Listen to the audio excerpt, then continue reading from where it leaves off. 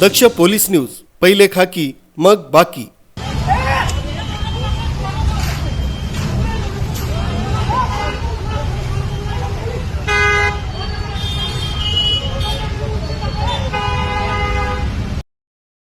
शहरात गुन्हेगारांचे धाडस दिवसेंदिवस वाढत असल्याचे धक्कादायक वास्तव समोर आले।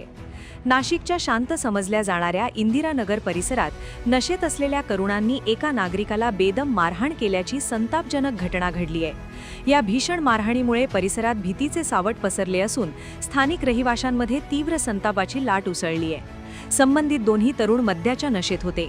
त्यांनी सुरुवातीला परिसरात शिवीगाळ करत गोंधळ घातला आणि दहशतीचे वातावरण निर्माण केले। याच दरम्यान उपस्थित असलेल्या एका नागरिकाला नशेखोरांनी लक्ष्य केले। या तरुणांनी नागरिकावर हल्ला चढवल्याने तो नागरिक गंभीर जखमी झाला। या घटनेनंतर संतप्त नागरिकांनी तातडीने पोलिसांकडे धाव घेतली आणि तक्रार दाखल केली आहे। घटनेचे गांभीर्य ओळखून पोलिसांनी गुन्हा दाखल केला असून पसार झालेल्या आरोपींचा शोध घेतला जात आहे। शहरात भर रस्त्यात अशा प्रकारे नशेखोरांकडून नागरिकांना मारहाण होत असल्यामुळे कायदा व सुव्यवस्थेचा प्रश्न पुन्हा एकदा ऐरणीवर आला आहे।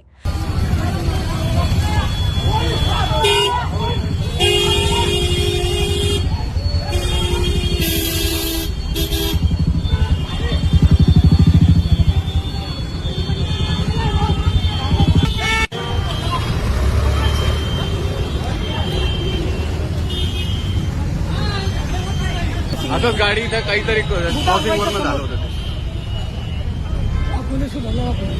उत्तम चंदानी चेतन अर्जुनदास उत्तम चंदानी साथीदार आहे तो पळून गेलाय। ह्या बिचारा माणसाला मारलेला आहे, फुटण्यापासून वाचलेला आहे। एक साथीदार तो पळून गेलेला आहे। पोलिसांचा धाक संपला आहे का असा संतप्त सवाल नागरिकांनी केलाय।